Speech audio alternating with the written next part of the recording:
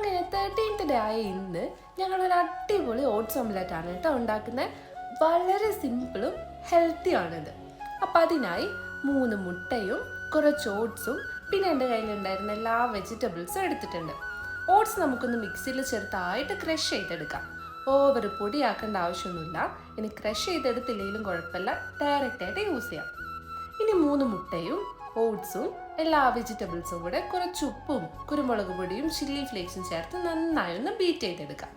എന്നിട്ടൊരു പാൻ ചൂടാക്കി കുറച്ച് ബട്ടർ ഇട്ട് കൊടുത്തതിന് ശേഷം ഈ ഓംലെറ്റ് മിക്സ് നന്നായി ഒഴിച്ചു കൊടുത്ത് കുറച്ചുകൂടെ കുരുമുളകും ചേർത്ത് ലോ ഫ്ലെയിമിലൊന്ന് തിരിച്ചും മറിച്ചിട്ട് വേവിച്ചെടുക്കാം. കണ്ടില്ലേ, വളരെ സോഫ്റ്റ് ആയിട്ടുള്ള fully loaded oats omelette ready. മാത്രമല്ല വളരെ സിമ്പിളും ഹെൽത്തിയും പ്രോട്ടീൻ റിച്ച് ആയിട്ടുള്ള ഒരു ബെസ്റ്റ് ഡിന്നർ ഓപ്ഷനാണ് കേട്ടോ ഇത്. വയറും നിറയും, എല്ലാവർക്കും ഇഷ്ടാവുകയും ചെയ്യും.